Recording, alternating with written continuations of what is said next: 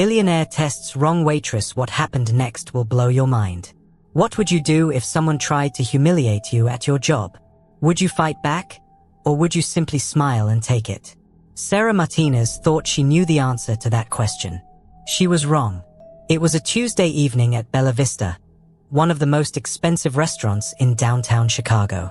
The kind of place where a single appetizer costs more than most people spend on groceries in a week. Sarah had been working there for 3 years, saving every penny she could while putting herself through nursing school. She loved her job, despite the long hours and demanding customers. The tips were good, and her fellow waitstaff had become like family to her. But tonight would test everything she believed about herself. Before we dive into this extraordinary story, tell us, what city are you watching from? Drop it in the comments. We love hearing from our global family.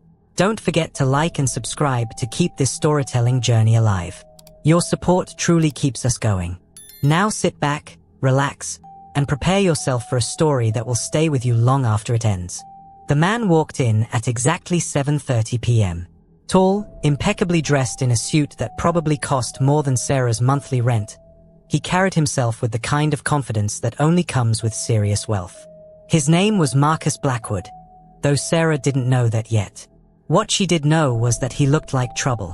Marcus was seated in Sarah's section, table 12 by the window. As she approached with menus and her brightest smile, she had no idea that this encounter would change her life forever. "Good evening, sir. Welcome to Bella Vista. Can I start you off with something to drink?" Sarah asked politely. Marcus looked up from his phone, his cold grey eyes scanning her from head to toe with obvious disdain. "Water. Filtered. Not tap. And make sure the glass is actually clean this time." Sarah's smile faltered slightly. "Of course, sir. I'll bring that right out." But as she turned to leave, Marcus spoke again. "Wait, what's your name?" "Sarah, sir." "Well, Sarah, let me be clear about something. I have very high standards. I don't tolerate mistakes, slow service, or attitude. Think you can handle that?" Sarah felt her cheeks burn, but she kept her voice steady. "Absolutely, sir. I'll make sure everything is perfect." What Sarah didn't know was that Marcus Blackwood was conducting an experiment. As the CEO of Blackwood Industries, a multi-billion-dollar company, he had built his fortune on reading people. He believed that how someone treated service workers revealed their true character. But tonight, he was the one doing the testing. Marcus had a theory that all service workers were the same, desperate, easily intimidated, and willing to do anything for money. He had made a bet with his business partner that he could reduce any waitress to tears within an hour using nothing but verbal pressure. The winner would get to choose the location for their next corporate retreat. It was a cruel game, but Marcus had convinced himself it was justified. "I'm teaching them about the real world," he told himself, toughening them up. Sarah returned with the water, placing it carefully in front of Marcus. She had made sure the glass was spotless, and the water was filtered just as he requested. Marcus took a sip and immediately made a face. "This tastes terrible. What kind of filtration system do you use here?" Sarah blinked. She had tasted the water herself. It was perfect. "I'm sorry, sir. I can bring you bottled water if you prefer." "I shouldn't have to ask for bottled water. That should have been your first instinct." Marcus's voice was getting louder, drawing glances from nearby tables. "Do you even know what good service looks like?" Sarah felt her heart racing, but she forced herself to stay calm. "I apologize. Let me get you a selection of bottled waters to choose from." As she walked away, Sarah could feel other customers watching. Her face burned with embarrassment, but she refused to let this man see her break down. She had dealt with difficult customers before.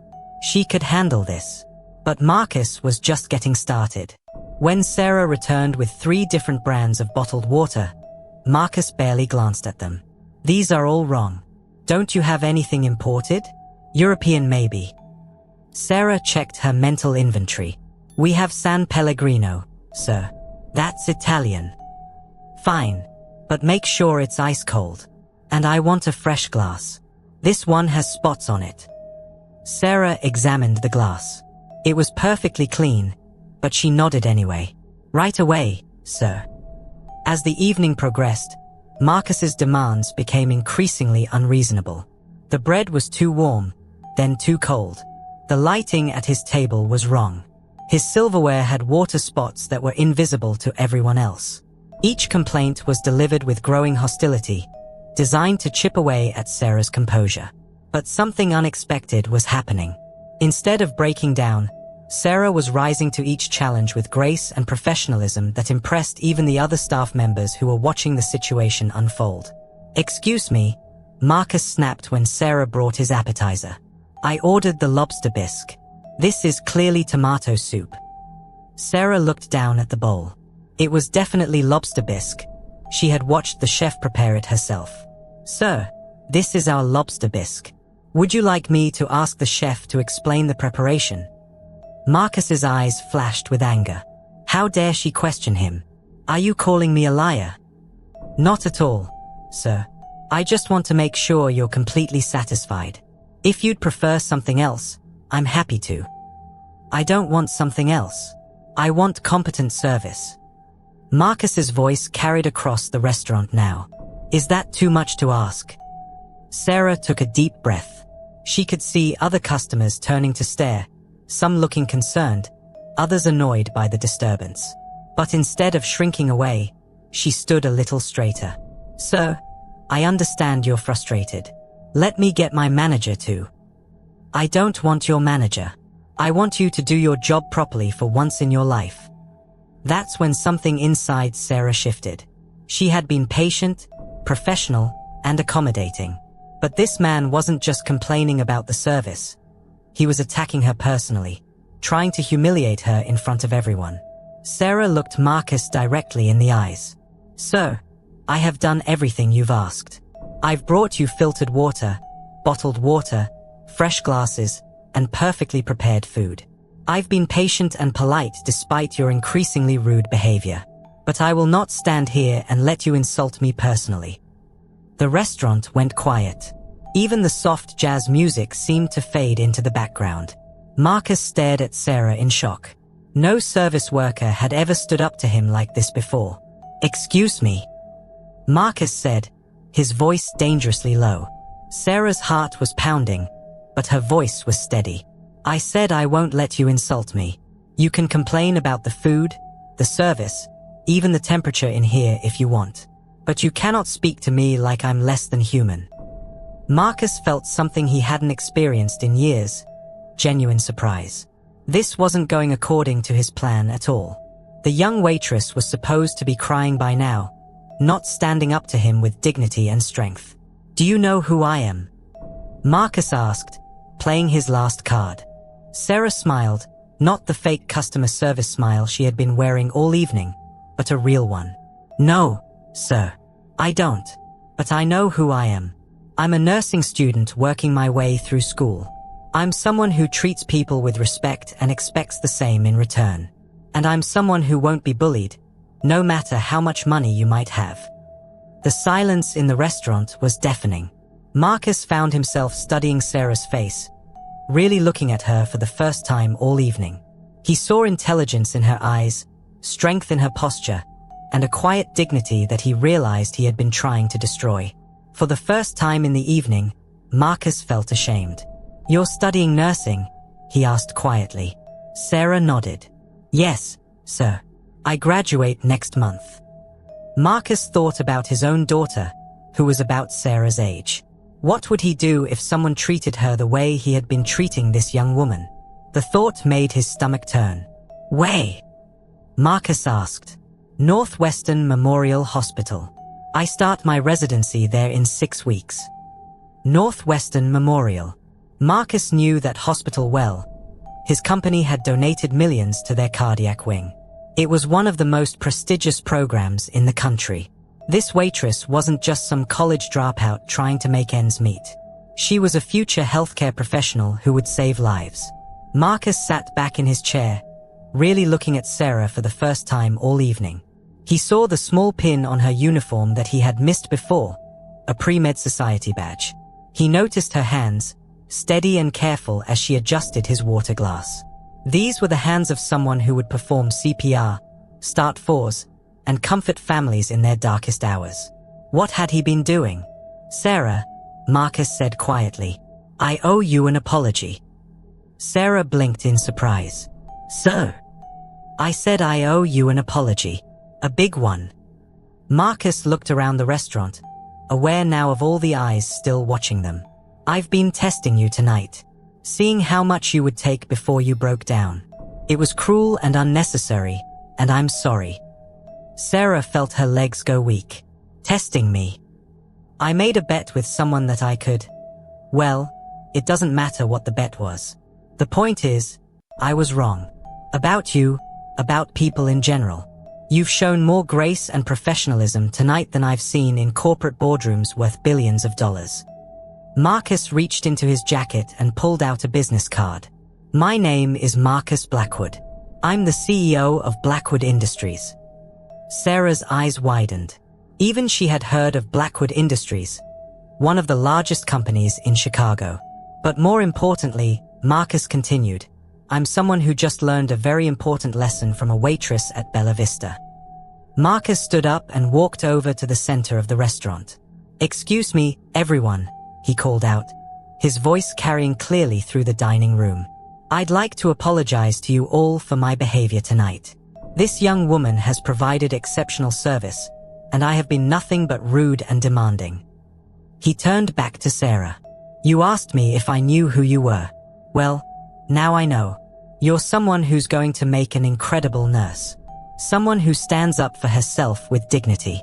Someone who treats people with respect even when they don't deserve it." Sarah felt tears in her eyes, not from humiliation this time, but from relief and surprise. Marcus reached into his wallet and pulled out a check. He had come prepared for his cruel experiment, planning to leave a large tip as a way to assuage his guilt after breaking down his victim. But now he was writing it for an entirely different reason. "This is for you," he said, handing Sarah the check. "Not as a tip, but as a scholarship. For your nursing school expenses." Sarah looked down at the check and gasped. It was for $50,000. "Sir, I can't accept this," she stammered. "Yes, you can. And you will. Because you've taught me something tonight that's worth far more than money. You've reminded me that dignity isn't something you can buy or sell. It's something you earn through your actions." Marcus gathered his things to leave, but then turned back one more time. "Sarah, I have a question for you." "Yes, sir?" "My company has a corporate wellness program. We're looking for a head nurse to run our on-site medical facility. The position starts after you finish your residency. Would you be interested?" Sarah's mouth fell open.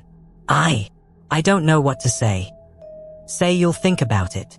The salary is competitive, and you'd be helping people every day. People who might need someone to remind them of their humanity, just like you reminded me of mine tonight." With that, Marcus Blackwood walked out of Bella Vista, leaving Sarah standing in the middle of the restaurant holding a check that would change her life. The other diners burst into applause. Sarah's fellow waitstaff rushed over to congratulate her. Even the chef came out from the kitchen to shake her hand. But Sarah was thinking about something Marcus had said. He had been testing her, trying to see what kind of person she really was. Well, she had discovered something too. She was stronger than she had ever imagined. 3 months later, Sarah graduated from nursing school at the top of her class. She used Marcus's scholarship to pay off her student loans and help her younger brother start college. And when she finished her residency, she did take the job at Blackwood Industries. On her first day, Marcus stopped by the medical facility to welcome her personally. "Any regrets about that night at Bella Vista?" he asked with a smile. Sarah thought for a moment. "Actually, no. It taught me something important too." "What's that?" "That sometimes the people who test us the hardest are the ones who help us discover our own strength." Marcus nodded. "You know, Sarah, I've been thinking about that night a lot. I went in there believing that I could judge someone's character by how easily I could break them down. But I learned that true character isn't about how you handle easy situations. It's about how you respond when someone tries to diminish your worth. Sarah smiled. And I learned that standing up for yourself doesn't make you difficult. It makes you strong. The two of them stood there for a moment, thinking about how a single evening had changed both of their lives. A billionaire who learned that wealth doesn't give you the right to treat people poorly. And a waitress who discovered that her dignity was worth more than any tip. Sometimes the most important tests in life come from the most unexpected places. And sometimes, the person doing the testing learns more than the person being tested. What happened that night at Bella Vista wasn't just about a rude customer and a patient waitress. It was about two people discovering something important about themselves and about the power of treating others with respect, regardless of their job title or bank account. Sarah went on to become one of the most respected nurses in Chicago. Marcus transformed his company culture, implementing respect and dignity training for all executives. And they both learned that real character isn't about what you have. It's about how you treat the people around you. The next time someone tries to test you, remember Sarah's story. Stand up for yourself with dignity. Treat others with respect. And never let anyone convince you that your worth is determined by their opinion of you. Because you never know. The person testing you might just learn something that changes their life forever. Sarah's story shows us that respect isn't something we earn by staying quiet. It's something we claim by standing tall. Her courage in that moment didn't just change her own life. It transformed a billionaire's entire worldview. If this story inspired you to think differently about dignity and self-respect, you're going to love what we share next. Subscribe to Beyond Yesterday YouTube channel right now for more incredible true stories that reveal the extraordinary power hidden in ordinary moments. Don't miss out. Hit that subscribe button and turn on notifications because tomorrow's story might be the one that changes everything for you too.